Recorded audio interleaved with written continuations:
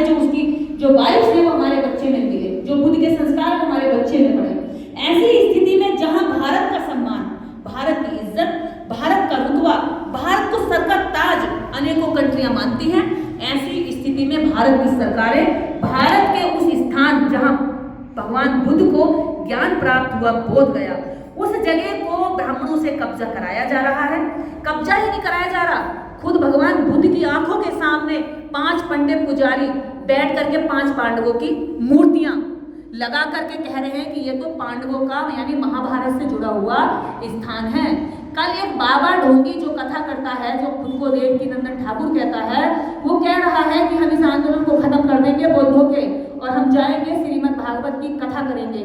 तो मैं ये जानना चाहती हूँ, अगर यही बौद्ध लोग बराबरी में एक सवाल और खड़ा कर दे और कह दे कि तुम अगर बौद्ध मंदिर में जाकर के श्रीमद् भागवत की कथा करोगे तो हम भी राम मंदिर में जाकर के त्रिपिटक और धम्मपद का पाठ करेंगे, तो कैसी स्थिति हो जाएगी। ये बाबा, ये ढोंगी देश में दंगा फैलाने के काम कर रहे हैं, धर्मों में आपस में लड़वाने का काम कर रहे हैं। जो बुद्ध धर्म शांति का प्रतीक माना गया, उस बुद्ध धर्म को उग्र बनाने का काम कर रहे हैं। उन लोगों के पेशेंस की जांच कर रहे हैं। और बौद्ध भिक्षुओं को अभी 3 दिन पहले पुलिस ने लाठी चार्ज किया, डिटेन किया, बुरी तरह उनको गाड़ियों में भरा और जेल पहुंचा दिया गया। हालांकि सभी देश दुनिया के जितने बौद्धिस्ट हैं, जब उन्होंने आवाज उठाई तो अब दोबारा से आंदोलन की जगह दे दी गई है।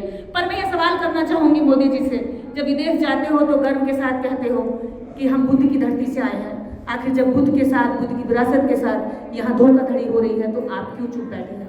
आखिर आप देश के प्रधान सेवक हैं, प्रधानमंत्री हैं, आप केवल एक धर्म के व्यक्ति नहीं हैं।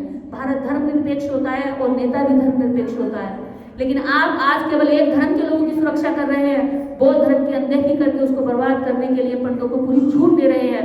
ये भी देखा जाएगा, जनता सब हिसाब रखेगी। हम बौद्धों के कत्लेआम किए गए समय समय पर, आज हमारी विरासत का कत्लेआम हो रहा है। लेकिन हम आज अगर प्रधानमंत्री से सवाल कर रहे हैं तो मैं इस देश की जनता से भी कहना चाहती हूँ, अगर एक धर्म पे हमला होगा तो धर्म बचेगा कोई नहीं, क्योंकि एक पे जब हमला होकर के वो मजबूत हो जाएंगे तो अगली बार किसी और का नंबर आएगा।